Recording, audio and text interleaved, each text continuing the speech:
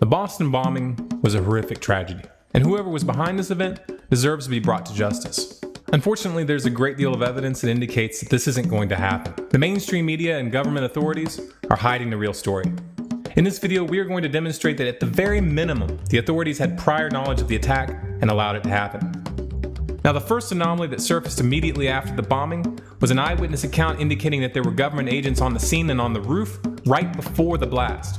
This eyewitness account can be confirmed by looking at photographic evidence before and after the event. There are pictures clearly showing someone on the roof and several men wearing identical pants, boots, and shirts and listening to communications through devices in their ears. These men were positioned right next to the blast zone, then later moved across the street just before the bomb went off. These same men were then seen communicating with authorities after the explosion.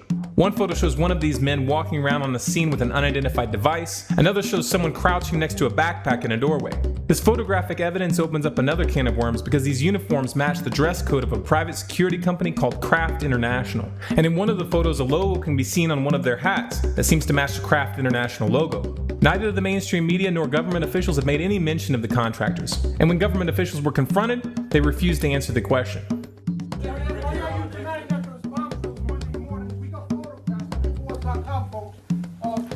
Next question, please. Next question, please. Yes. So there's a lot more evidence of a cover-up that we aren't even going to touch here because it would open up way too many tangents. If you do a little research on your own, you'll find plenty of information. Just what we showed here clearly indicates that the Tsarnaev brothers weren't acting alone if they were indeed involved in the bombing. However, their parents have come forward stating that their sons had been in contact with the FBI for years and that they were framed by the US government. There are also serious questions concerning the death of the older brother. The mainstream media released this footage of someone closely resembling him being placed under arrest, alive and well. Yet shortly after, it was reported that he was killed in a shootout. Just like in the Dorner case, it seems like someone didn't want these men to get the chance to stand trial. Of course, the authorities haven't commented on this at all. What really happened? Well, we won't know unless there's a real investigation, which at this point seemed highly unlikely. Whoa. Are you trying to say that the government was involved in a plot to kill and injure its own citizens? That's crazy talk. Really, you think so? Funny, Ted Gunderson, a former FBI chief, has a different point of view. Look at the terrorist acts that have occurred. The CIA behind most, if not all of them. We had the Marine barracks. We had our embassy in Kenya. We had Pan Am 103. We had the USS Cole. We had Oklahoma City. We had the World Trade Center in 1993. So if this event was engineered by the government or intentionally allowed to happen, what's the motive? Well, let's look at how the government responded.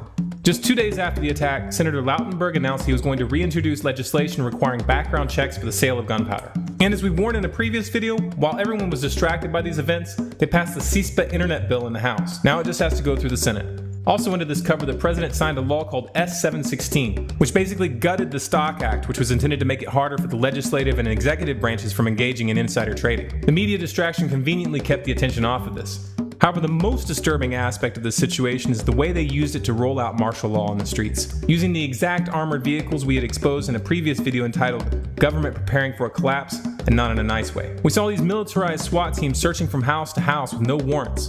The streets looked like a war zone. This was a further extension of the abuses we saw in the Dorner case. What they are doing right now is conditioning the American people for police state justice, where suspects are hunted down by paramilitary forces which break down people's doors at will, and where suspects are mysteriously killed without getting a chance to stand trial.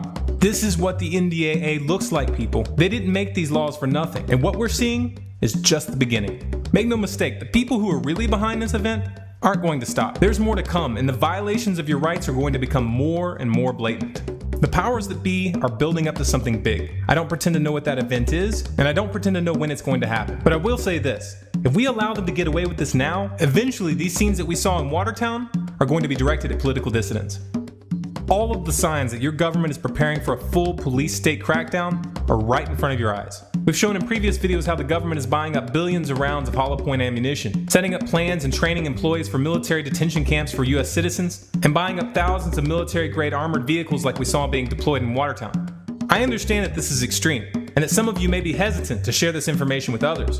But if you see what's at stake here, then you have the responsibility to do everything in your power to wake people up. The embarrassment you may feel when someone calls you a conspiracy theorist or something along those lines is nothing compared to the consequences of allowing these criminals to proceed unhindered. Please make a commitment to reach out to as many people as you can, especially the police, the military, and the DHS. There are good men and women in these organizations. We've got to get their attention. We've got to help them realize where this is going. If we fail, in the not too distant future, you're going to wake up and realize that you're living in a full-out military dictatorship. And when that day comes, it's going to be too late. If you'd like more content like this, please subscribe to this channel, Stormclouds Gathering, on YouTube. For updates and bonus content, follow us on Facebook at facebook.com/StormcloudsGathering, on Twitter at Collapse Updates, and our website, stormcloudsgathering.com.